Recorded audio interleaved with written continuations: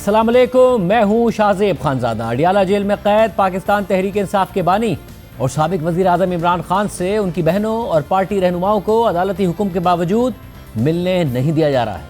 4 नवंबर के बाद से इमरान खान की अडियाला जेल में किसी से भी मुलाकात नहीं होने दी गई है और अब इंडियन मीडिया अफगान मीडिया का हवाला देकर इमरान खान की ज़िंदगी के हवाले से सवालात उठा रहा है, जिस पर तहरीक इंसाफ ने भी रद्द-ए-अमल दे दिया है। हुकूमत का भी मौक़िफ़ सामने आ गया है। ये सारी तफसीलात आपके सामने रखेंगे और हुकूमत से जवाब लेंगे। पहले आपको बताएं कि आज भी वज़ीर आला खैबर पख्तूनख्वा सुहेल आफरीदी ने इमरान खान से मुलाकात के लिए अडियाला जेल पहुँचने की कोशिश की। पुलिस ने वज़ीर आला खैबर पख्तूनख्वा को गोरखपुर नाके पर रोक दिया। इस मौके पर वज़ीर आला खैबर पख्तूनख्वा सुहेल आफरीदी ने वहाँ मौजूद SHO से कहा कि मैं एक सूबे के 4.5 करोड़ आवाम का नुमाइंदा हूँ, 8वीं मरतबा आया हूँ, मुझे इमरान खान से मिलने क्यों नहीं दिया जा रहा। पिछली दफा भी मैंने बोला था वो उनसे कि रिटर्न में ले आए ना, क्यों नहीं छोड़ रहे हैं, क्यों कोर्ट के ऑर्डर्स नहीं माने जा रहे, लेकिन उन्होंने लिख के नहीं दिया। आज तो करें ना, आज तो लिख के लें। मैं आ रहा हूँ तकरीबन 8वीं दफा शराफत से आ रहा हूँ यहाँ, जो है आपसे बात करता हूँ, आराम से बैठ जाता हूँ। तो आप लोगों की भी एहसास करना चाहिए ना, 4.5 करोड़ आवाम का नुमाइंदा अगर इस तरह आए और यहाँ पर जो है इस तरह मामलात हों तो ये तो अच्छी बात नहीं है। इसके अलावा वज़ीर आला खैबर पख्तूनख्वा सुहेल आफरीदी ने गोरखपुर नाके पर मीडिया से गुफ्तगू करते हुए कहा है कि इमरान खान से मुलाकात ना कराने पर हमारे खदशात बढ़ रहे हैं। हम चाह रहे हैं कि हमारी मुलाकात हो जाए ताकि हम कौम को बताएं कि इमरान खान अंदर किस हालत में है। तमाम पाकिस्तानियों की टेंशन बढ़ा रही है और जब टेंशन बढ़ती है तो फिर जो है वो पूरी कौम सड़कों पर आएगी। तो हम चाह रहे हैं कि आज हमारी मुलाकात हो जाए ताकि हम जो है अपने लीडर अपने कायद इमरान खान साहब से मिलें, तो हम कौम को भी फिर बताएं कि इमरान खान साहब अंदर किस हालत में है। इसके अलावा तहरीक इंसाफ के चेयरमैन बैरिस्टर गौहर खान ने मीडिया से गुफ्तगू करते हुए कहा कि खान साहब की सेहत के हवाले से हमें बहुत तशवीश है। आज वज़ीर आला गए हैं, उनको भी अभी तक इजाज़त नहीं मिली। खान साहब की सेहत के बारे में वो हमें बहुत कंसर्न है। लास्ट मीटिंग खान साहब के साथ हुई है 4 नवंबर को, उसके बाद मीटिंग नहीं हुई। न वकला की मीटिंग हुई, न फैमिली की मीटिंग हुई है, ना लीडरशिप की मीटिंग वैसे भी नहीं होती। ये बहुत गलत है। मीटिंग हर सूरत होना चाहिए। आज वज़ीर आला गए थे, अभी तक उसको भी मुलाकात की इजाज़त नहीं मिली।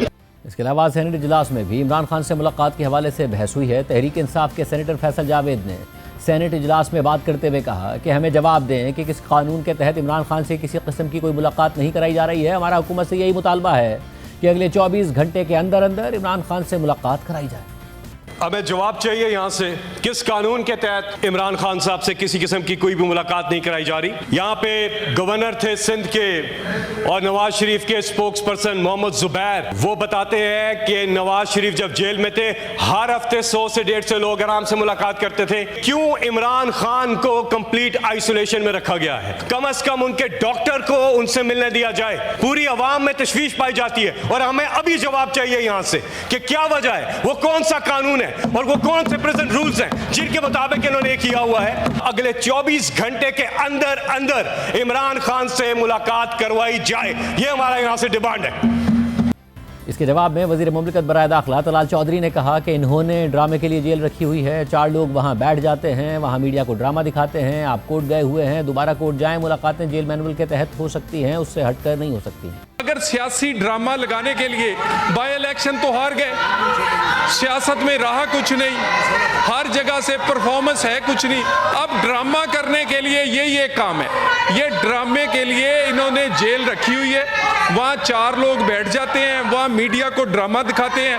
भाई आप कोर्ट में गए हुए हैं, कोर्ट जाएं आप दोबारा, नहीं तो जेल मैनुअल के तहत जो मुलाकातें हैं वही हो सकती हैं, उसके हट के नहीं हो सकती। बहुत शुक्रिया। मगर इसके बाद तहरीक इंसाफ के सेनेटर बैरिस्टर अली जफर वज़ीर मुमलिकत बराए दाखिला से जवाब देने का मुतालबा करते रहे, लेकिन वो बगैर जवाब दिए चले गए। Order in the house please. Order number 3। Senator ने एक बड़ा अहम सवाल किया था।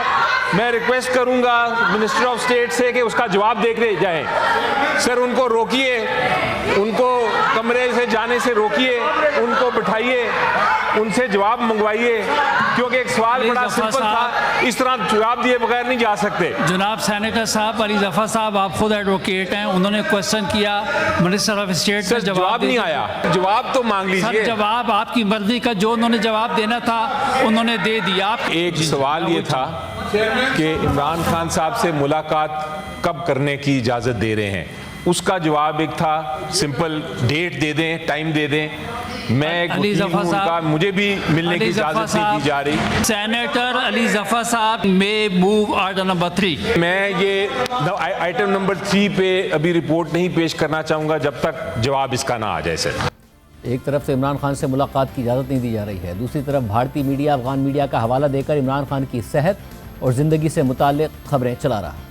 Imran Khan dead. Has Imran Khan been killed? Across Pakistan, the biggest issue is where is Imran Khan? Has he been killed? Imran Khan जिंदा हैं या उनकी मौत हो चुकी है, इस पर एक सस्पेंस बना हुआ है और लगातार उनकी मौत की अफवाहें उड़ी हुई हैं, जिसकी शुरुआत अफगानिस्तान के एक मीडिया के सोशल मीडिया पोस्ट से हुई। आज यानी वेंसडे को यानी बुधवार को एक सोशल मीडिया पर पोस्ट आता है और इस पोस्ट के आते ही पूरे पाकिस्तान में कोहराम मच जाता है। अफगानिस्तानी मीडिया की तरफ से अफगानिस्तान टाइम्स एक पोस्ट डालती है। इससे न्यूज़पेपर ने यह दावा किया कि पाकिस्तान के हाईली भरोसेमंद सोर्स से उन्हें यह जानकारी मिली है कि पाकिस्तान के ex prime minister Imran Khan की रावलपिंडी के अडियाला जेल के अंदर हत्या कर दी गई और उनकी लाश जेल के बाहर कहीं ले जाई। इमरान खान जिंदा हैं या नहीं?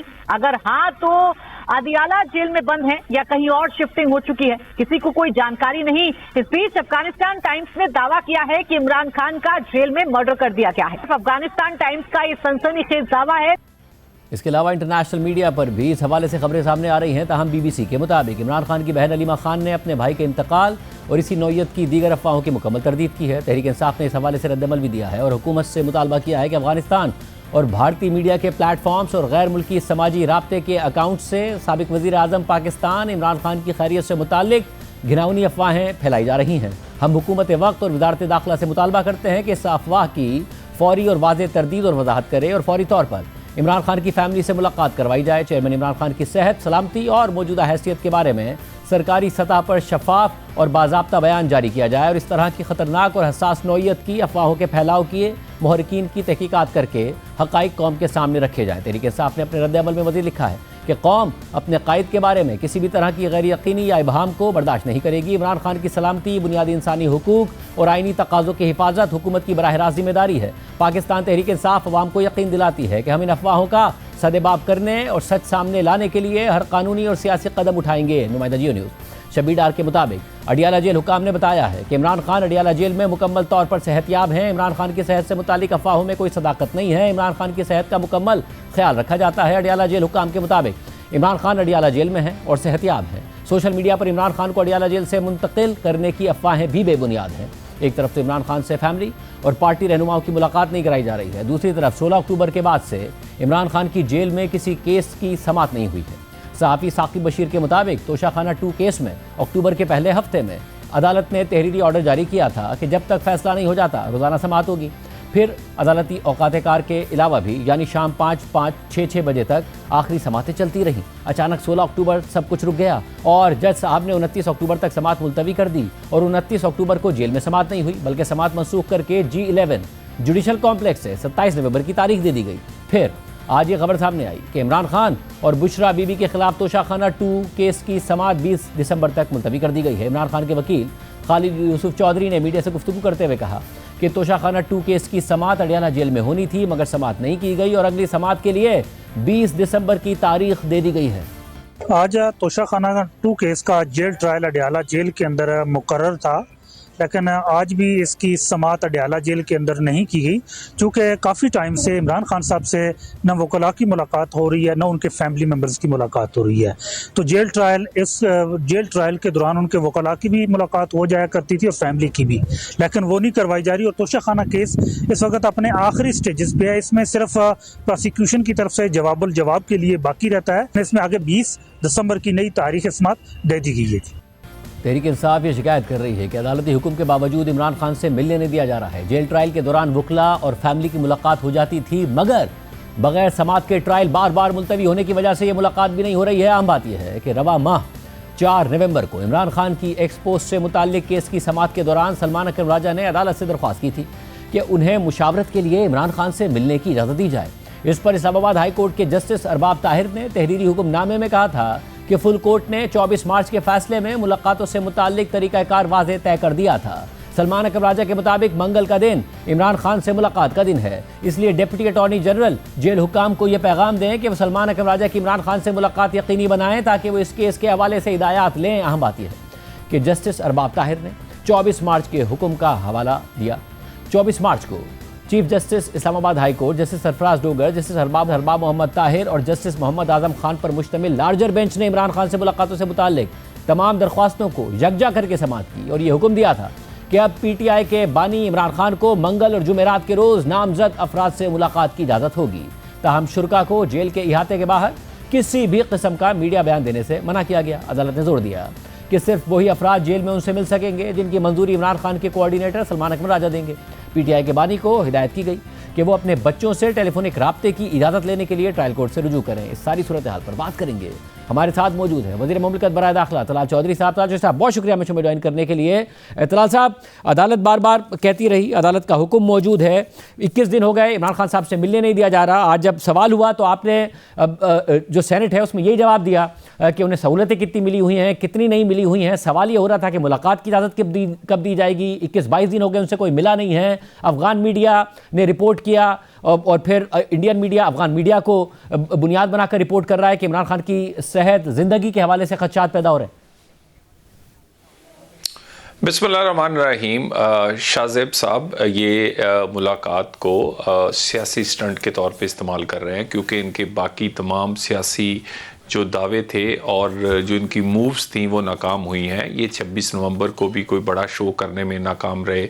फिर इन्होंने कहा था कि ये वज़ीर आला बदलेगा, तो फिर इसी वज़ीर आला जो है फ़ौरी तौर पे एक ऐसी तहरीक बनाएगा कि जिससे बानी पीटीआई आज़ाद हो जाएंगे। उसके अलावा ये कि इन्होंने एक और जॉइंट अपोजिशन बनाई और जॉइंट अपोजिशन ने भी कोशिश की कि वो इस मुल्क में कोई बड़ी तहरीक चलाए। फिर वकला के साथ मिलकर भी एक तहरीक चलाने की कोशिश की गई। तो ये तमाम मूव्स पार्लियामेंट के अंदर, पार्लियामेंट के बाहर और किसी किस्म की एहतजाजी मूव नाकाम होने के बाद और अंदर से ये बिल्कुल टूट फूट का शिकार है। अब इन्होंने इसको सियासी स्टंट के तौर पे इस्तेमाल कर रहे हैं। आज आपने इजलास में भी कहा कि सियासी स्टंट, अगर ये टूट फूट का शिकार हैं तो नर्वस आप क्यों हैं? मिलने क्यों नहीं दे रहे? वज़ीर आला को क्यों कहना पड़ता है कि मैं 8वीं दफ़ा आया हूं, मुझे इमरान खान से मिलने दिया जाए? फैमिली को क्यों बाहर धरना देना पड़ता है? फैमिली को अदालती अहकामात के बावजूद आप नहीं मिलने दे रहे हैं। और हैरत की बात यह है कि आप सेनेट के फ्लोर पर खड़े होकर वजीर होते हुए ये कहते हैं कि जी आप वापस अदालत चले जाएं। अदालती अहकामात मानना, पासदारी करना हुकूमत का काम है। आप हुक्म अदूली करते हैं अदालती अहकामात की और फिर उनसे कहते हैं कि जाए आप दोबारा अदालत चले जाएं। देखिए, एक तो उस वक्त सेनेट के फ्लोर पे भी अपोजिशन ने कोई बात नहीं सुनी थी और बड़ा शोर मचाया। वो बात कर लेते हैं, सुनते नहीं हैं। अगर वो मेरी पूरी बात सुन लेते तो जवाब मिल जाता। बात यह है कि जो मुलाकातें हैं वो जेल मैनुअल और उस वहाँ जो इंतज़ामिया है वो करेगी, ना कि इनकी ख्वाहिशात करेंगी। और उसके बाद दूसरा ये यकीनन अदालत में गए हुए हैं, वो बड़ा फोरम है और तौहीन अदालत कोई बर्दाश्त नहीं कर सकता। लेकिन मामला ये है कि क्या जेल मैनुअल के तहत जो मुलाकातें हैं उसका फ़ैसला कौन करेगा? क्या वो डिक्टेट की जाएंगी? क्या अमन व अमान का मसला पैदा करके मुलाकातें की जाएंगी? क्या अमन व अमान का मसला अगर पैदा हो रहा हो मुलाकात से पहले, मुलाकात करने के लिए और मुलाकात में ऐसे ही कोई इशारे और ऐसी अहकामात दिए जाएं कि वो अमन व अमान का मसला पैदा कर सके, तो क्या ये मुलाकातें होनी चाहिए?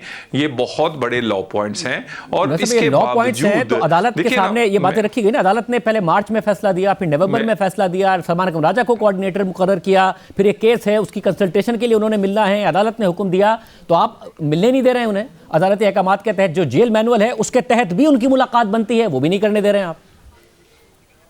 देखिए, जेल मैनुअल के तहत फैसला जो है वो जेल हुकाम ने करना है, वो इन्होंने नहीं करना। डिक्टेट नहीं किया जा सकता। कभी आप कहते हैं हमारी मुलाकात करवाई जाए जब हम चाहें, हमारी मुलाकात कराई जाए, वहाँ अरेंजमेंट ऐसी हो कि कोई वहाँ देखे ना, अनलिमिटेड टाइम हो। कभी आप मुलाकातों में ख्वाहिश जाहिर करते हैं कि हमारी मर्ज़ी से हमारे टाइम पे और अपनी मुलाकात करवाई जाए। देखिए, ये सारी चीज़ें जो हैं ये इस तरह नहीं। और दूसरी अदालत, नवाज शरीफ साहब से आप सब मुलाकातें किया करते थे। अब तो मोहम्मद जुबैर साहब बताते हैं कि इतने लोग हुआ करते थे। शहजाद इकबाल साहब बताते हैं कि बहुत, उन्होंने खुद ने देखा, वो भी मिलने जब गए बहुत लोग मिले हुए थे। वो मरियम नवाज से मिले, उन्होंने उस वक्त गुफ्तगू की, पूरा अहवाल बताते हैं।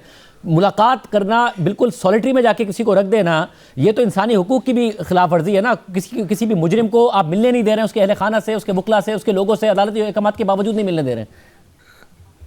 बहुत अच्छा किया आपने याद करवा दिया। और जुबैर साहब से ये भी पूछिएगा कि शुरू में मुलाकातें ज़रूर हुई जब वो डायला में थे, उसके बाद कोट लखपत गए तो फिर मुलाकातें हुई, तो कोट लखपत में जाने के बाद 3 महीने बाद मुलाकातें बंद कर दी गई। आपने मेरे पिछले प्रोग्राम में ये बात कही तो जुबैर साहब ने कहा कि ऐसा नहीं है, मुलाकातें हुआ करती थी, जब मुलाकात का दिन होता था उस दिन मुलाकातें हुआ करती थी। नहीं, सिर्फ फैमिली की बाद में मुलाकातें होने लग गई, जिसमें मरियम नवाज भी उनके सामने गिरफ्तार हुई थी और फिर उसके बाद हार्ट अटैक हुआ। हार्ट अटैक होने के बावजूद, उनके प्लेटलेट 0 तक आने के बावजूद ये उन्हें वहां रखकर बैठे रहे। कोई किसी की एक्सेस नहीं थी, ना डॉक्टर की ना किसी और की। मैं कोई वो पुरानी बातें को कंपैरिजन नहीं कर रहा, लेकिन ये मुलाकात हो रही थी। अगर इसी को बुनियाद बना ले तो आप तो फैमिली को भी नहीं मिलने दे रहे हैं। बहनें बाहर धरना देके बैठी होती हैं सर्दी में। देखिए, गुजारिश है, बिल्कुल मिलने दिया जा सकता है और ये जेल हुकाम का, सूबाई हुकूमत का फैसला है। मगर ये मुझे ये बताइए, लॉ एंड ऑर्डर की सिचुएशन क्रिएट करें, बार बार आप वहां पर एक ऐसा काम करेंगे जिससे लॉ एंड ऑर्डर और बाकी जेल और बाकी कैदियों को खतरा पैदा हो, तो क्या आपका ख्याल है इस तरह की मुलाकातें जो है ये एक अच्छी रवायत बनाएंगी कि कोई भी आए, अपने रिश्तेदार लेकर आए, जेल के दरवाजे पे बैठे, जेल का दरवाजा तोड़े और मुलाकातें करने लग जाए? अभी तक जितनी मुलाकातें हुई हैं उसमें मुलाकातें हुई हैं जेल के अंदर, कोई लॉ एंड ऑर्डर का प्रॉब्लम नहीं क्रिएट हुआ है। अज़मा बुखारी साहिबा को जब वज़ीर आला को खत लिखा पंजाब को वज़ीर आला खैबर पख्तूनख्वा ने, तो वो तो कहते हैं कि जी अज़मा बुखारी साहिबा ने कहा कि हमारा कोई लेना देना नहीं है, तो फिर कौन रोक रहा है? देखिए, गुजारिश ये है कि बिल्कुल पैदा हुआ है। बानी पीटीआई ने जेल में मुलाकातों में कई ऐसे अहकामात और ऐसे हुक्म दिए हैं, उससे इश्यूज पैदा हुए हैं और जेल के बाहर ये इशू पैदा कर रहे हैं, जानबूझ के पैदा करते हैं। मुझे ये बताइए, अदालत ने कहा था कि आप मीडिया से बात ना करें, कितनी दफा दिन में करते हैं ये? और उसके पे रुके? क्या इन्होंने अदालत का हुक्म मांगना है? अदालत का हुक्म सिर्फ एक ही जगह पर इंप्लीमेंट है और दूसरी अदालत भी है। अगर ऐसा है तो जब आप इन्हें कह रहे हैं कि अदालत जाएं कि तौहीन अदालत के लिए, तो क्या आप गए कि अदालत के तौहीन अदालत की इन्होंने? जी बिल्कुल, जी बिल्कुल जी, ये गवर्नमेंट का मौकफ और बाकी ये सरकारी वकला का ये मौकफ आया कि इन्होंने हुक्म अदोली की है। और इस पे मैं अब दोबारा कह दूं, ऐसा कोई माहौल बनाया जाए जिसमें लॉ एंड ऑर्डर की सिचुएशन पैदा हो, बाकी कैदी खतरे में आए, आम आदमियों की जिंदगी वहां पर रुक जाए, तो मेरा ख्याल है कि इस तरह डिक्टेट करके कोई मुलाकात कानूनी तौर पर नहीं करवा सकता और ना ऐसी मुलाकात होगी। अच्छा, और इसीलिए फिर ये अचानक क्या हुआ है कि तोशाखाना केस 2, जिस पर हुकूमत खुद बड़े बड़े दावे करती नजर आती थी, उसकी समाअत जो कि रोजाना की बुनियादों पर होने लग गई थी, वो समाअत भी नहीं हो रही है। आज होनी थी, आज भी नहीं हुई। तो इमरान खान से कोई ना मिले, ये स्ट्रेटजी है क्या? कोई डर है हुकूमत को? देखिए, अगर डे टू डे होती थी तो फिर भी कहते थे बड़ी जल्दी है, अगर तारीख लंबी पड़ गई है फिर भी मसला है। यानी डे टू डे करें वो फिर भी मसला है, तारीख पढ़ने का भी मसला है। ये तो खुद के चाहते थे, इन्होंने बड़ी एडजमेंट्स मांगी हैं, इन्होंने हायर कोर्ट्स में जाके कहा है कि इसको मुकदमे को रुकवाएं। और दूसरी मुझे ये भी जवाब दे दें कि जो अफगानिस्तान और इंडिया का मीडिया कहे उसी बयानिए को आगे बढ़ाना, यहाँ पर सोशल मीडिया पर ट्रेंड खड़े करना, क्या वो ठीक है? और मैं आपको पहले भी कह चुका हूँ कि वो जुबान जो पाकिस्तान मुखालिफ है, वो ही बयानिया अल्फाज बदल के इनकी ट्वीट्स में है बानी पीटीआई की, और वही बयानिया पीटीआई का है। आज आप देख लें, ये कोई बात करते हैं उसे इंडिया मीडिया उठाता है। वो उन्होंने ये बात की, अफगानिस्तान और इंडिया ने इसी बात को आगे लेकर ये चले। मुझे ये बताइए क्या ये बिल्कुल ठीक कर रहे हैं? दादा, एग्जैक्टली ये बातें इमरान खान साहब किया करते थे और पीटीआई वाले किया करते थे, और अब इसी प्रोग्राम के प्लेटफॉर्म से उन्हें कहते थे कि इंडियन मीडिया को इतना संजीदा लेके एक दूसरे की हुब्बुल वतनी पर सवाल ना उठाया करें। मैं आपसे भी यही कहूंगा, मगर अगर इंडियन मीडिया ये सवाल उठा रहा है तो आप मौका क्यों दे रहे हैं? आप मिलवा दें बहनों को, बहनें आके बाहर बता देंगी कि इमरान खान खैरियत से हैं। नहीं, बहुत फर्क है। हम इंडिया मीडिया की आई हुई खबर पे आगे ट्रेंड नहीं बनाते थे, हम आके उसी तरह का लोगों को, इन्होंने तो 1 दर्जन दफा अपना लीडर को वो फौत कर दिया है। यानी वो मेरा 1 दर्जन ये टाइम है जब ये मुख्तलिफ अफवाहें आई हैं कि वो फौत हो गए हैं, वो फलां हो गए हैं, उन्हें दफना दिया गया है, उन्हें गायब कर दिया गया है, वो मिल नहीं रहे, उन्हें शिफ्ट कर दिया गया। कौन करता है? ये करते हैं। तो वजीर आला इस वक्त अडियाला के बाहर बैठे हुए हैं, मिलवा दें उन्हें, खत्म हो जाएगी बात। मिलवा दें वजीर आला। देखिए, देखिए बेशक वो वजीर आला हैं, वजीर आला होना लॉ एंड ऑर्डर का मसला पैदा करें, या आप कहें मैं डिक्टेट करूंगा, अपनी मर्जी से मुलाकात करूंगा, जो चाहे करूंगा, वजीर आला होने से ये आपका हक नहीं बनता। और क्योंकि बाकी आप डिलीवर नहीं कर सके, क्या मसला पैदा करेंगे? अली अमीन गंडापुर ने क्या लॉ एंड ऑर्डर का मसला पैदा कर लिया था तलाल जोहरी साहब, जो ये वजीर आला कर लेंगे? 8 दफा यहाँ है, इन्होंने कौन सा ऐसा लॉ एंड ऑर्डर का मसला पैदा किया अफरीदी साहब ने अभी तक? शाहजेब साहब, जब आप वादा करके आए हों कि आप गंडापुर को हटाएं तो हम ईंट से ईंट बजा देंगे और 1 महीने में आपको आज़ाद करवा देंगे, आप हमें 30 दिन दे दें, और उसके बाद आप ना 26 नवंबर को कोई बड़ा कर सके, ना उससे पहले कोई तहरीक मैनेज कर सके, ना कोई और, तो फिर आपको इसी तरह की शोबदाबाजी या ये ड्रामेबाजी करनी पड़ती है अपने लीडर को मुतमिन और अपनी पार्टी को करने के लिए। इस तरह मुलाकात नहीं होगी रोड पे बैठने से, मुलाकात होगी जेल मैनुअल से या अदालत के हुक्म से, और फैसला भी अदालत मैनुअल भी यही कहता है कि मुलाकात हो जानी चाहिए, और अदालती हुक्म भी यही कहता है कि मंगल के दिन फैमिली की, जुमेरात के दिन वकला की और साथियों की मुलाकात हो सकती है। तो दोनों ये कहते हैं, तो और कौन सा मैनुअल है जिसके तहत मुलाकात होगी? जेल मैनुअल ये कहता है शाहजेब कि वो मुतमिन हो जेल हुकाम, वो जेल हुकाम जब मुतमिन नहीं हो रहे थे तो उस पर अदालत में चैलेंज किया गया और अदालत ने हुक्म दे दिया कि मिलवाएं, फिर भी नहीं मिलवा रहे। मैं कह रहा हूं अगर अदालत के हुक्म की अदूली हुई है तो अदालत हाजिर है ना जी, और जेल वालों को डिक्टेट करेंगे।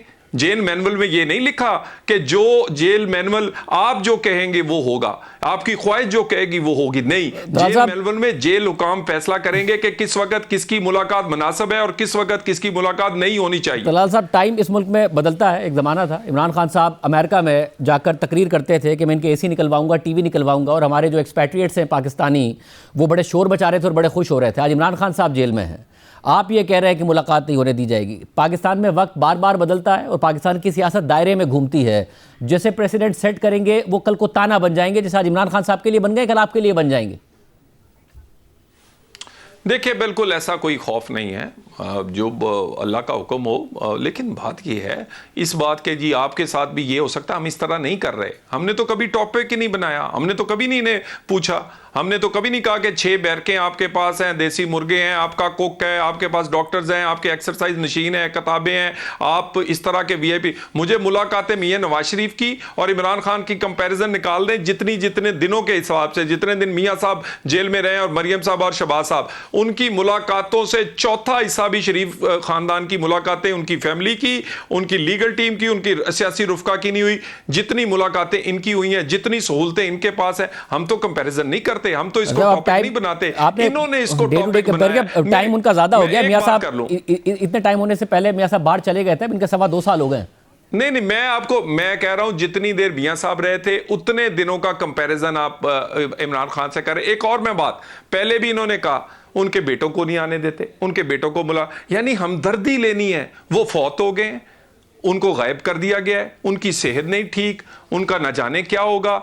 यानी जब पूरी सियासत आपकी कहीं और खड़ी नहीं हो रही, एहतजाज नहीं कर सके, एहतजाजी तहरीक नहीं बना सके, पाकिस्तान में इलेक्शन आप हार गए हैं अपने हरीपुर से, उसके बाद आपके पास इस तरह के स्टंट्स रह जाते हैं जो आप स्टंट्स करके अपने उस लीडर को ये कंफर्म कर दीजिए एक कागजी तौर पर मुतमिन कर रहे हैं। आप ज़ाहिर वज़ीर मुमलिकत बराए दाखिला हैं, इमरान खान साहब की सेहत, उनकी ज़िंदगी के हवाले से ज़ाहिर आपके पास मालूमात होगी, वो कम से कम आवाम तक पहुँचाइए। अपनी ऑफिशियल पोजीशन में क्या है?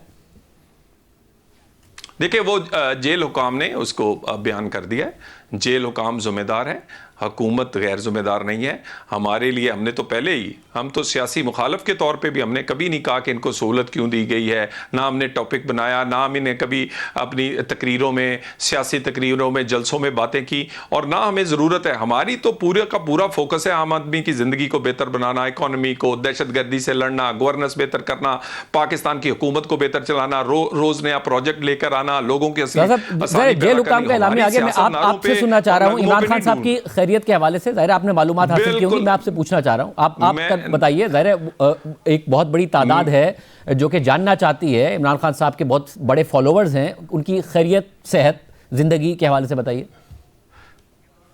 देखिए, बिल्कुल ये खबरें झूठी हैं, गलत हैं, इन पर एतबार नहीं करना चाहिए और ये बिल्कुल जानबूझ के फैलाई गई। जिन लोगों ने फैलाई हैं वो तो कहते हैं कि पाकिस्तान में जो दहशतगर्दी है वो भी जायज़ है, पाकिस्तान में जब लोग मरते हैं तो वो बड़े शादियाने बजाते हैं, ये वो मीडिया तो ये बिल्कुल गलत है। बिल्कुल वो सेहत भी उनकी अच्छी है, वो खैर खैरियत से हैं, कोई ऐसी बात नहीं है। इस बात को 10वीं दफ़ा आप उनको कह रहे हैं कि वो मर गए हैं, ये इस 2-2.5 साल में।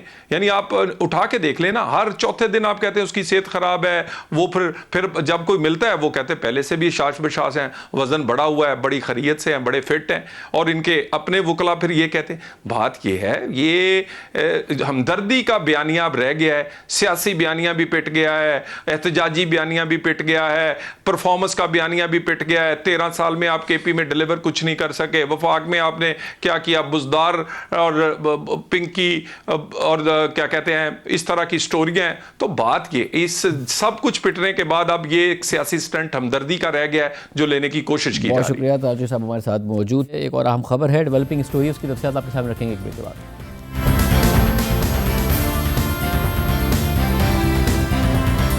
रवां साल मई में सुप्रीम कोर्ट के 3 रुकनी बेंच ने नूर मुकद्दम कत्ल केस में ट्रायल कोर्ट और हाई कोर्ट का फैसला बरकरार रखते हुए मुल्जिम जाहिर जाफर की सजाए मौत बरकरार रखी। इस फैसले को मुल्क भर में खवातीन के लिए इंसाफ की जिद्दोजहद में एक अहम पेशरफ्त करार दिया गया। अगरचे समाअत के दौरान बेंच के सरबराह जस्टिस हाशिम खान काकड़ ने केस से मुताल्लिक कुछ मुतनाज़ रिमार्क्स भी दिए थे और उन पर तनकीद भी हुई थी, मगर फैसले को मजबूई तौर पर मस्बत समझा गया। ताहम अब इसी बेंच के रुकन जस्टिस अली बाकिर नजफी, जिन्हें 27वीं आईनी तरमीम के बाद वज़ीर आज़म ने वफाकी आईनी अदालत का जज मुकर्रर कर दिया है, उनका नूर मुकद्दम कत्ल केस में दिया गया इजाफी नोट सामने आ गया है। उनकी ऑब्जर्वेशन एक नए तनाज़े की वजह बन गई है। जस्टिस अली बाकिर नजफी ने अपने इजाफी नोट के अख्तिताम पर नूर मुकद्दम कत्ल केस के हवाले से ऑब्जर्वेशन देते हुए लिखा है कि मैंने ये ऑब्जर्व भी किया है कि मौजूदा केस अपर सोसाइटी में फैलने वाले इस बुरे रुझान का बराह रास्त नतीजा है जिसे हम लिविंग रिलेशनशिप के नाम से जानते हैं, जिसमें मुआशरती पाबंदियों को नज़रअंदाज कर दिया जाता है, जिससे ना सिर्फ मुल्क के कानून की खिलाफ वर्जी होती है बल्कि इस्लामी शरीयत के कवानीन की भी खिलाफ वर्जी होती है, जो कि बराह रास्त अल्लाह ताला के खिलाफ बगावत है। नई नस्ल को इसके भयानक नताइज को समझना चाहिए। ये एक ऐसा मौजू भी है जिस पर सोशल रिफॉर्मिस्ट को अपनी महफिलों में गुफ्तगू करनी चाहिए। जस्टिस अली बाकिर नजफी की ऑब्जर्वेशन पर तनकीद हो रही है। कानूनी माहिरीन सवालात उठा रहे हैं, विक्टिम ब्लेमिंग करने पर तनकीद कर रहे हैं। उनके सामने मामला एक इंसान के कत्ल का था, मगर उससे हटकर उन्होंने तबसरा फरमा दिया। माहिरा कानून रीमा उमर ने इस हवाले से एक्स पर पोस्ट करते हुए लिखा कि अगर किसी को शर्मिंदा होना चाहिए तो वो जस्टिस अली बाकिर नजफी हैं। उनका काम सिर्फ ये था कि वो अपने सामने मौजूद मुकदमे के हकाइक पर कानून का इतलाक करते, लेकिन उन्होंने मॉरल पुलिस बनने का फैसला किया, दीनदारी का दिखावा किया और एक इंतहाई भयानक जुर्म की मुतासरा औरत को ही मुजरिम के अमल का जिम्मेदार ठहरा दिया। खवातीन को उनके घरों में, काम की जगहों पर, सड़कों पर, स्कूल्स और कॉलेजेस में कत्ल और हमलों का निशाना बनाया जाता है। मुजरिम उनके शौहर, खानदान के अफराद, ससुराल वाले, असातिज़ा, साथी, अजनबी होते हैं। यह कहना कि ऐसे मुकदमात किसी खास किस्म के रिश्ते का बराह रास्त नतीजा हैं, शदीद जहालत की निशानी है। इसी तरह माहिर कानून बैरिस्टर सलाहुद्दीन अहमद ने जस्टिस बाकिर अली नजफी के हवाले से एक्स पर पोस्ट करते हुए लिखा कि जस्टिस बाकिर नजफी को इससे पहले सुप्रीम कोर्ट के लिए ज़ेर गौर लाया गया था, लेकिन अहलियत से मुतालिक खदशात के बाइस मुंतखब नहीं किया गया। 26वीं तरमीम के बाद नए जुडिशल कमीशन ने उन्हें अक्सरियत से सुप्रीम कोर्ट के लिए वोट दिया। 27वीं तरमीम के बाद वज़ीर आज़म ने उन्हें वफाकी आईनी अदालत के लिए मुंतखब कर लिया। अब जबकि वफाकी आईनी अदालत को प्रेसिडेंट की पाबंदी से आज़ाद कर दिया गया है, ये देखना दिलचस्प होगा कि अब वहाँ से कैसी जूरिस्प्रूडेंस सामने आती है। जबकि सहाफ़ी और सीनियर कोर्ट रिपोर्टर हसनात मलिक ने एक्स पर अपने पोस्ट में लिखा कि आइंदा वफाकी आईनी अदालत के जज के तौर पर जस्टिस बाकिर नजफी की जूरिस्प्रूडेंस सुप्रीम कोर्ट के जजेस पर भी बाइंडिंग होगी, जिनमें चीफ जस्टिस याया अफरीदी भी शामिल हैं। जस्टिस अली बाकिर नजफी ने एक इंतहाई भयानक कत्ल के वाक़े को सोसाइटी और उसमें होने वाली सरगर्मियों से जोड़कर मुतासरा खातून को ही कटहरे में खड़ा कर दिया। हालांकि उनका काम सिर्फ हकाइक को मद्देनज़र रखते हुए इंसाफ की बरवक्त और दुरुस्त फराहमी है। और हकीकत यह है कि ऐसे संगीन वाक़यात का ताल्लुक़ किसी खातून के ताल्लुकात, चॉइसेस या किरदार से नहीं होता, बल्कि उनका ताल्लुक़ मुल्ज़िम की जहनियत और रवैये से होता है। इसकी चंद मिसालें हम आपके सामने रखते हैं। जैसे गुज़िश्ता साल नवंबर में सियालकोट की तहसील दस्का में सास और नंद ने मिलकर अपनी 7 माह की हामला बहू को बेदर्दी से कत्ल कर दिया। सिर्फ यही नहीं, फिर उन्होंने मकतूला की लाश को टुकड़े टुकड़े करके करीबी नाले में फेंक दिया था और हैरत की बात यह है कि सास मकतूला की सगी खाला भी थी। और पाकिस्तान में ससुरालियों की जानिब से ख़वातीन के कत्ल के ऐसे कई वाक़यात मौजूद हैं और ऐसे वाक़यात में अक्सर कातिल मकतूल के करीबी रिश्तेदार भी होते हैं। इसी तरह सितंबर में इस्लामाबाद में एक शख्स ने घर में घुसकर 17 साला टिकटॉकर सना यूसुफ को सिर्फ इस वजह से बेदर्दी से कत्ल कर दिया था क्योंकि मकतूला ने मुलजिम के मुसलसल इसरार पर उससे शादी से इनकार कर दिया था। शादी से इनकार पर कत्ल के वाक़यात भी पाकिस्तान में एक बड़ी तादाद में सामने आते हैं। इसके अलावा सितंबर 2022 में इस्लामाबाद के एक फार्म हाउस में सहाफ़ी अयाज अमीर के बेटे शाहनवाज अमीर ने अपनी बीवी सारा इनाम को झगड़े के बाद डंबल मारकर कत्ल कर दिया था। और दिसंबर 2023 में इस्लामाबाद की मकामी अदालत ने मुलजिम शाहनवाज अमीर को फांसी की सज़ा सुना दी थी। ऐसे कई वाक़यात हैं जिनमें करीबी रिश्तेदारों, शौहर, भाई, बाप और दीगर ने ख़वातीन को कत्ल किया है। ऐसे में किसी कत्ल या इस जैसे दूसरे भयानक जराइम को किसी एक चीज़ से जोड़ना, एक रिश्ते से जोड़ना सुप्रीम कोर्ट के जज का काम नहीं है। उनका काम मेरिट पर फैसला देना है, ना कि सोशल कमेंट्री करना है जिससे मुतासरा शख्स या उसके लवाहिकीन अदालत जाने से ही कतराएं। अहम बात यह है कि जस्टिस अली बाकी नजफी की ऑब्जर्वेशन एक ऐसे वक्त में सामने आई है जब इससे 2 दिन पहले ही दुनिया भर में ख़वातीन के खिलाफ तशद्दुद का दिन मनाया गया। और इस हवाले से अक़वाम मुत्तहिदा के इदारे United Nations office on drugs and crime और UN वुमेन ने अपनी रिपोर्ट में कहा कि दुनिया भर में हर 10 मिनट बाद एक औरत या लड़की को उसके करीबी साथी या रिश्तेदार के हाथों कत्ल कर दिया जाता है। 2024 में तकरीबन 50,000 औरतों और लड़कियों को शरीक हयात या घर वालों ने कत्ल कर दिया। रिपोर्ट के मुताबिक दुनिया भर में कत्ल होने वाली ख़वातीन में से 60% को उनके साथी या रिश्तेदार मसलन बाप, चचा, माँ या भाई ने कत्ल कर दिया। इसके मुकाबले में मर्दों के कत्ल के सिर्फ 11% वाक़यात ऐसे थे जिनमें कातिल कोई करीबी शख्स था। इसके अलावा पाकिस्तान में भी ख़वातीन पर तशद्दुद और सिनफी बुनियाद पर होने वाले जराइम के आदाद व शुमार इंतहाई तशवीशनाक हैं और उनमें सज़ा की शरह भी ना होने के बराबर है, जो कि अदलिया और प्रोसिक्यूशन के लिए एक बहुत बड़ा सवालिया निशान है। आज सेनेट की कायमा कमेटी बराए इंसानी हुकूक का इजलास हुआ जिसमें कमेटी की रुकन सेनेटर शेरी रहमान ने 2024 में सिनफी तशद्दुद के आदाद व शुमार बताते हुए कहा कि 2024 में सिनफी तशद्दुद के 32,617 केसेस रिपोर्ट होना इंतहाई तशवीशनाक है। मुल्क भर में 5,339 रेप, 24,439 अगवा, 2,238 घरेलू तशद्दुद के वाक़यात रिपोर्ट हुए और गैरत के नाम पर कत्ल के 547 वाक़यात रिपोर्ट हुए। सेनेटर शेरी रहमान ने मजीद कहा कि कत्ल की सज़ा की शरह सिर्फ 0.5% रहना निज़ाम इंसाफ की तबाही को जाहिर करता है। अगवा के 24,439 केसेस में सज़ा की शरह 0.1% रिकॉर्ड हुई जो शर्मनाक है। इसी तरह घरेलू तशद्दुद के 2,238 केसेस में सज़ा की शरह सिर्फ 1.3% रहना संगीन है। रोज़ाना औसतन 67 अगवा, 19 रेप, 6 घरेलू तशद्दुद और 2 गैरत के नाम पर कत्ल रिपोर्ट हो रहे हैं। पंजाब में 26,753 सिनफी तशद्दुद के केसेस रिपोर्ट हुए और पंजाब में 4,641 रेप केसेस में सिर्फ 0.4% को सज़ा मिली। इसी तरह खैबर पख्तूनख्वा में गैरत के नाम पर कत्ल के 134 वाक़यात में सिर्फ 2 सज़ाएँ हुई। खैबर पख्तूनख्वा के 446 घरेलू तशद्दुद केसेस में एक भी सज़ा सामने नहीं आई। सिंध में गैरत के नाम पर कत्ल के 134, रेप के 243, घरेलू तशद्दुद के 375 केसेस में एक भी सज़ा नहीं हुई, जबकि बलूचिस्तान में गैरत के नाम पर कत्ल के 32 वाक़यात हुए मगर सिर्फ एक सज़ा हो सकी। बलूचिस्तान में रेप के 21 और अगवा के 185 केसेस में एक भी सज़ा नहीं हुई। इस्लामाबाद में गैरत के नाम पर कत्ल के 22 केसेस में कोई सज़ा ना हो सकी। शेरी रहमान ने कमेटी में मजीद बताया कि मुल्क भर में 480 जेंडर बेस्ड वायलेंस कोर्ट्स होने के बावजूद 21,891 केसेस का बैकलॉग 2023 के आगाज़ में मौजूद था। साल 2023 में 48,395 नए केसेस दायर हुए और 30,631 निपटाए गए और मजमूई तौर पर 0.5% सज़ा और 64% बरियत की शरह निज़ाम की नाकामी का सबूत है। इंसानी हुकूक वॉच के मुताबिक 70% सिनफी तशद्दुद के केसेस खौफ और बदनामी के बाइस रिपोर्ट ही नहीं होते। शेरी रहमान के मुताबिक नाक़िस तफ्तीश, कमज़ोर प्रोसिक्यूशन और इदारा जाती खला मुजरिमों को खुली छुट्टी दे रहे हैं। हमने एक पुलिस स्टेशन का दौरा किया जहां कत्ल करने वाले मुलजिम को हार पहनाए जा रहे थे। इस हवाले से 2004 से कानून साजी हो रही है लेकिन मुतासरीन को इंसाफ नहीं मिल रहा है। और सूरत हाल ये है कि वजारत इंसानी हुकूक ने कौमी असम्बली को आगाह किया कि 2021 से 2024 के दरमियान मुल्क भर में खवातीन के खिलाफ तशद्दुद के 1,73,367 मुकदमात रिपोर्ट हुए। वजारत ने कत्ल, घरेलू तशद्दुद, गैरत के नाम पर कत्ल, जिनसी तशद्दुद, हिरासानी और अगवा के वाक़यात से मुताल्लिक अदाद-ओ-शुमार बताए। नेशनल पुलिस ब्यूरो के मुताबिक खवातीन के 5,948 कत्ल, 8,799 मारपीट और 2,304 घरेलू तशद्दुद के वाक़यात रिपोर्ट हुए। और ना ही ये खवातीन लिव इन रिलेशनशिप में रहते हुए मारी गई, ना ही इस सूरत में उन पर तशद्दुद किया गया। गैरत के नाम पर कत्ल में 1,553 अफराद जान से गए, जबकि 127 तेजाबगर्दी और 300 चूल्हा फटने के केसेस सामने आए। रिपोर्ट के मुताबिक रेप के 16,135, गैंग रेप के 1,636, पुलिस हिरासत में जिनसी तशद्दुद के 121 और इंसेस्ट के 1,154 केसेस रिपोर्ट हुए। रिपोर्ट के मुताबिक हिरासानी के केसेस में 445 जिस्मानी, 182 जिनसी और 5 नफ्सियाती हिरासानी के वाक़यात शामिल थे। अगवा के 89,599 केसेस रिपोर्ट हुए, जबकि 44,000 से ज़ायद केसेस तशद्दुद की दीगर इक़साम के ज़मरे में आए। सिर्फ यही नहीं, खुद सुप्रीम कोर्ट ने भी गुज़िश्ता हफ्ते ही अपने एक फ़ैसले में ख़वातीन के खिलाफ पुरतशद्दुद जराइम में रियासती सतह पर मौजूद सज़ा से बच निकलने की रविश पर शदीद तशवीश का इजहार किया।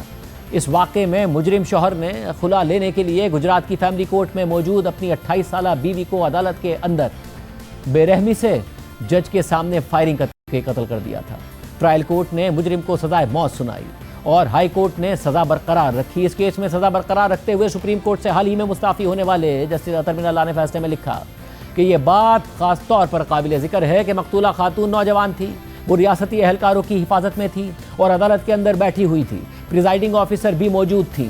मुल्जिम इतना बेचैन, संगदिल और ख़तरनाक मुजरिम था कि वक़ुआ की जगह ने भी उसे एक बेकसूर और बेबस नौजवान खातून की जान लेने से नहीं रोका, जो उसके बच्चों की माँ भी थी।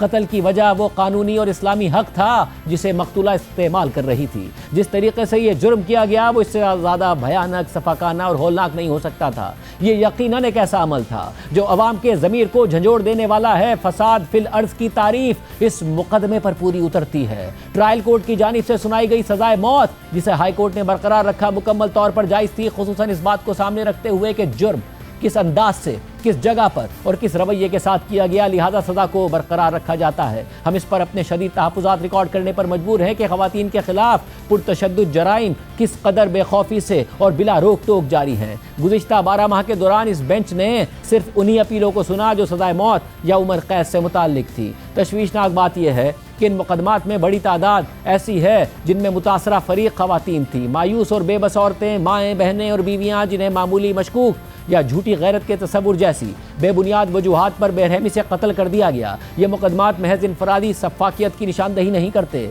बल्कि एक गहरी बीमारी को जाहिर करते हैं, यानी एक ऐसा निज़ाम इंसाफ जो कमज़ोरों के बजाय ताकतवरों की खिदमत करता हुआ नज़र आता है। अहम बात यह है कि सिर्फ ख़वातीन के कत्ल ही नहीं, बल्कि रेप जैसे संगीन और भयानक केसेस में भी अदालतों की जानिब से विक्टिम ब्लेमिंग सामने आती रही है। और इस हवाले से पाकिस्तान की आला अदालतों ने खुद अहम रिमार्क्स और ऑब्जर्वेशंस दिए हैं। जनवरी 2021 में सुप्रीम कोर्ट के हाल ही में मुस्ताफ़ी होने वाले जस्टिस मंसूर अली शाह ने एक तारीखी फैसला सुनाया, जिसमें रेप केसेस में विक्टिम ब्लेमिंग और मुतासरा खातून की किरदार कुशी की सख्त अल्फाज में मजम्मत की। जस्टिस मंसूर अली शाह ने अपने फैसले में लिखा कि जिनसी जराइम की तफ्तीश करते वक्त खातून का किरदार ज़ेरे बहस नहीं आना चाहिए। उन्होंने वाज़ेह किया कि बेशक मुतासरा खातून के किसी शख्स से माजी में जिनसी ताल्लुकात रहे हों, ये बात अहम नहीं है। अहम बात यह है कि क्या मुल्जिम ने मुतासरा खातून से रेप किया है या नहीं। अगर मुतासरा खातून पहले ही अपनी वर्जिनिटी खो चुकी हो तो इसके बावजूद किसी शख्स को यह इख्तियार नहीं है कि वो उसे जिनसी जुर्म का निशाना बनाए।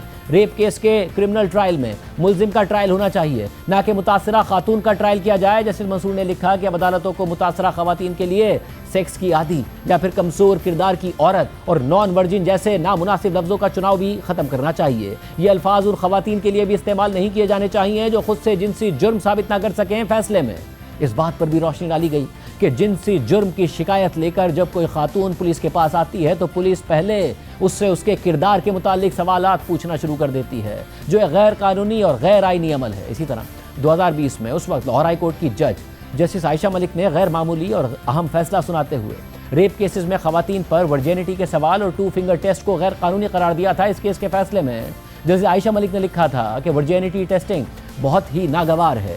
जिनसी तशद्दुद के केसेस में मेडिकल प्रोटोकॉल्स के नाम पर यह टेस्ट किया जाता है। ये एक तज़लील आमेज़ अमल है जिसे मुतासरा शख्स पर शक करने के लिए इस्तेमाल किया जाता है। यह अमल सिनफी इम्तियाज़ के मुतरादिफ है। इसका वाहिद मकसद यह है कि इस बात का तयन किया जाए कि मुतासरा शख्स जिनसी ताल्लुक रखती रही हैं या नहीं, ताकि देखा जा सके कि रेप के हवाले से उसके इल्ज़ाम में हम आहंगी है या नहीं। जिनसी तशद्दुद के केसेस में इस बात का तयन करना कि मुतासरा खातून ने माजी में जिनसी ताल्लुक कायम किए या नहीं, ये सवाल फैसला कुन नहीं, बल्कि असल मामला यह है कि मुल्जिम ने मुतासरा खातून के साथ रेप किया या नहीं। अगर मुतासरा शख्स के हवाले से ये बात पता लगती है कि वो वर्जिन है कि नहीं, इससे इस बात का तयन नहीं होता कि उसका रेप नहीं किया गया या उसके साथ ज्यादती नहीं हुई। ये अमल मुल्जिम के बजाय मुतासरा शख्स को ट्रायल पर खड़ा कर देता है और तवज्जो वर्जिनिटी के स्टेटस पर लग जाती है। मुतासरा शख्स का जिनसी रवैया जिनसी तशद्दुद के केसेस में बेमानी है। वो मुतासरा शख्स जिसका कई लोगों से जिनसी ताल्लुक ही क्यों ना हो, वो भी रेप का मुस्तहिक नहीं। और जिनसी तशद्दुद के वाक़े का फैसला वर्जिनिटी टेस्ट से नहीं होना चाहिए। ये टेस्ट ख़वातीन के वक़ार की खुली खिलाफ वर्जी है और इस टेस्ट के ज़रिए किसी खातून की सेक्शुअल हिस्ट्री और किरदार के हवाले से नतीजे अख्ज़ करना उसके वक़ार पर हमला है, जिसकी वजह से औरत के मुआशरती और सकाफ़ती रुतबे पर असरात पड़ते हैं। इसके अलावा रवां साल इस ज़वाजी ताल्लुकात और निकाह के दौरान बीवी के नान नफ़क़े से मुतालिक सुप्रीम कोर्ट का अहम फैसला सामने आया था, जिसमें लाहौर हाई कोर्ट के एक फैसले को कलअदम करार देते हुए अदालती ज़बान के इस्तेमाल से मुताल्लिक अहम ऑब्जर्वेशंस दी गई थी। सुप्रीम कोर्ट से हाल ही में मुस्ताफ़ी होने वाली जस्टिस मंसूर अली शाह की सरबराही में 2 रुकनी बेंच ने यह फैसला दिया। बेंच में जस्टिस मंसूर अली शाह के अलावा जस्टिस अकील अहमद अब्बासी भी शामिल थे, जबकि इस फैसले को जस्टिस मंसूर अली शाह ने तहरीर किया। इस अहम फैसले में अदालत में ज़बान के इस्तेमाल और उसके किरदार के बारे में बात की गई। इस सिलसिले में जस्टिस मंसूर अली शाह ने फैसले में लिखा कि हम ज़रूरी समझते हैं कि अदालती ज़िम्मेदारी के एक बुनियादी पहलू यानी अदालती ज़बान के किरदार पर रहनुमाई दी जाए।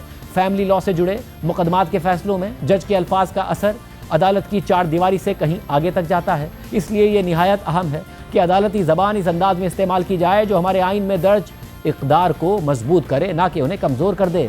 हम इस बात पर तशवीश का इजहार करते हैं कि हाई कोर्ट के फैसले में जो ज़बान इस्तेमाल की गई उसमें कहा गया कि नान नफ़क़ा का हक बीवी को जिनसी ताल्लुक के बाद हासिल होता है और इस रुकावट के ख़त्म होने के बाद शौहर पर बीवी का खर्च उठाना लाजिम हो जाता है। ये तर्ज़ बयां पिदरशाही सोच की अक्कासी करता है। अदालतों की तरफ से फैमिली लॉ केसेस में इस्तेमाल होने वाली ज़बान सिर्फ इनफरादी तनाज़ात को हल नहीं करती, बल्कि ये इस बात को भी तश्कील देती है कि मुआशरे में शादी और फैमिली स्ट्रक्चर के अंदर हुकूक और जिम्मेदारियों को किस तरह समझा जाए। अदालती ज़बान एक रिवायत बनाने की क़ुव्वत रखती है जो इंसाफ को देखने, समझने और इस पर अमल करने के तरीक़े पर असरअंदाज होती है। सरेंडर या सबमिट जैसे अल्फाज पिदरशाही फ्रेमवर्क में जड़े रखते हैं और जेंडर हिरार्की और फीमेल सबऑर्डिनेशन के पुराने तस्वुरात को तक़वियत देते हैं। ऐसे अल्फाज औरत को शादी के रिश्ते में बराबर की पार्टनर के बजाय एक पैसिव रिसिपिएंट के तौर पर पेश करते हैं और इस तरह से उसके कानूनी और आइनी मकाम को कमज़ोर कर देते हैं। लिहाजा ये निहायत ज़रूरी है कि अदालती रीजनिंग और ज़बान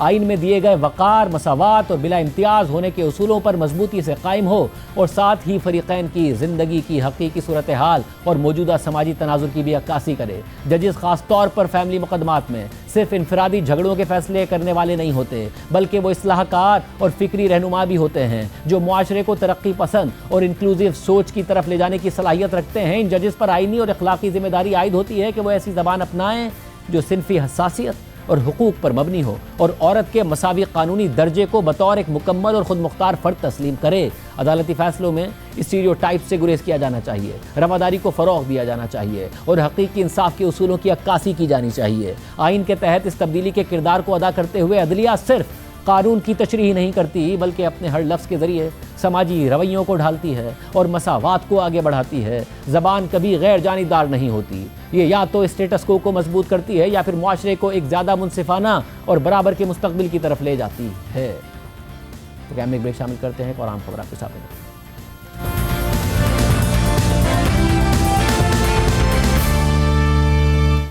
बैनुल-अक़वामी वकला तंजीमों ने पाकिस्तान में समाजी कारकुन और वकील ईमान मज़ारी और उनके शौहर हादी चट्ठा के खिलाफ केस और अदालती हिरासानी पर तहफ़्फ़ुज़ात का इजहार करते हुए हुकूमत के सामने मुतालबात रखे हैं। Lawyers for lawyers, the international bar association, human rights institute, the law society of England and Wales, the international commission of jurist, the international observatory of lawyers at risk और the council of bars and law societies of Europe ने अपने एलामिये में लिखा है कि हमें मुस्तदिका इतलात मिली हैं कि ईमान मज़ारी और हादी चट्ठा के खिलाफ हालिया केस में फ़र्द जुर्म और फौजदारी अदालती कार्रवाई में संजीदा बेज़ाबगियाँ और ड्यू प्रोसेस की गारंटीज़ के खिलाफ मुजरिमाना खिलाफ वर्जियाँ नज़र आती हैं और ये कार्रवाइयाँ इन दोनों मियाँ बीवी के जायज़ काम में रुकावट डालने और उनके हक़ आज़ादी इज़हार राय के रद्द अमल में की जा रही हैं। एलामिया के मुताबिक ईमान ज़ैनब मज़ारी इंसानी हुकूक की एक नामवर वकील हैं, जिन्होंने जबरी गुमशुदगियों, मावराए अदालत कत्ल, हिरासत में तशद्दुद के साथ साथ रियासत की सरगर्मियों पर कानूनी सवालात उठाते हुए उन्हें चैलेंज किया है। ईमान मज़ारी के शौहर हादी चट्ठा इंसानी हुकूक के एक वकील हैं, जिन्होंने ऐसे अफराद का अदालत में दिफा किया जिन पर ब्लास्फेमी के झूठे इल्ज़ामात लगाए गए थे, और आसमा जहांगीर लीगल एड सेल और जस्टिस प्रोजेक्ट ऑफ पाकिस्तान के जरिए जिनसी तशद्दुद, जबरी गुमशुदगियों और सजाए मौत के कैदियों के केसेस मुफ्त लड़ते रहे हैं। इन दोनों मियाँ बीवी वकीलों को टारगेट करके इंतकामी कार्रवाई का निशाना बनाया गया, जिसमें अदालती हिरासानी भी शामिल है, और ये सब इन दोनों के इंसानी हुकूक और कानून के काम की वजह से किया गया। इन दोनों के एहतसाब और रूल ऑफ लॉ के लिए वाज़े मौक़िफ़ की वजह से किया गया। ईमान मज़ारी और हादी चट्ठा के खिलाफ हालिया केस उनकी तरफ से 2021 से 2025 के दरमियान की जाने वाली ट्वीट्स की बुनियाद पर बनाया गया है, और वो इन्होंने इंसानी हुकूक की खिलाफ वर्जियों के खिलाफ की थी। ये केस पीका के कानून के तहत किया गया, जिसके नतीजे में ईमान मज़ारी और हादी चट्ठा को 3 से 14 साल कैद की सज़ा हो सकती है और तकरीबन 5 करोड़ रुपए तक का जुर्माना हो सकता है। 30 अक्टूबर 2025 को फर्द जुर्म लगने के बाद ईमान मज़ारी और हादी चट्ठा के खिलाफ कार्रवाई तेजी से आगे बढ़ाई जा रही है, और इसमें प्रोसीजर की बेकायदगियाँ और अदालती जानिबदारी वाज़े नजर आती है, जिससे ट्रायल की शफाफियत पर संजीदा सवालात उठते हैं। फिर ये खत लिखने वाले इदारों ने वकला के किरदार के हवाले से अक़वाम मुत्तहिदा के बुनियादी उसूलों के तहत पाकिस्तान की जिम्मेदारियों की याद दहानी कराते हुए लिखा है कि उसूल नंबर 16 के मुताबिक हुकूमतों की जिम्मेदारी है कि वो इस बात को यकीनी बनाएं कि वकला किसी गैर मुनासिब मुदाखलत, रुकावट, हिरासानी और धमकी के बगैर अपने फ़राइज़ अंजाम दें, और उन्हें अपनी कानूनी जिम्मेदारियां अदा करने के नतीजे में किसी भी धमकी, इंतजामी या कानूनी कार्रवाई या मुआशी या किसी और पाबंदी का सामना न करना पड़े। जबकि उसूल नंबर 23 इस बात का इरादा करता है कि आम शहरियों की तरह वकला को भी हक़ आज़ादी इज़हार राय, एसोसिएशन और असेंबली हासिल है, और उन्हें हक़ हासिल है कि वो इंसानी हुकूक के फ़रोग़ और उनके दिफा के लिए आवाज़ उठाएं। जबकि ईमान मज़ारी और हादी चट्ठा के हुकूक को पाकिस्तान के आइन का आर्टिकल 19 तहफ़्फ़ुज़ फराहम करता है, जबकि universal declaration for human rights और international covenant on civil and political rights भी इन हुकूक को तहफ़्फ़ुज़ फराहम करते हैं। और क्योंकि Pakistan international covenant on civil and political rights का सिग्नेटरी है, इसलिए पाकिस्तान कानूनी तौर पर इस बात का पाबंद है कि इस मुआहदे के मकासद की पासदारी को यकीनी बनाए, और इन तहफ़्फ़ुज़ात की रोशनी में इस खत पर दस्तखत करने वाली तमाम तंजीमें पाकिस्तानी अथॉरिटीज़ से ये मुतालबा करती हैं कि ईमान मज़ारी और हादी चट्ठा के खिलाफ तमाम चार्जेस ड्रॉप किए जाएं, और उनके खिलाफ तमाम क्रिमिनल प्रोसीडिंग्स ख़त्म की जाएं जो उनकी जायज़ प्रोफेशनल सरगर्मियों और हक़ आज़ादी इज़हार राय के हवाले से। आज के प्रोग्राम में इतना ही। अल्लाह हाफ़िज़।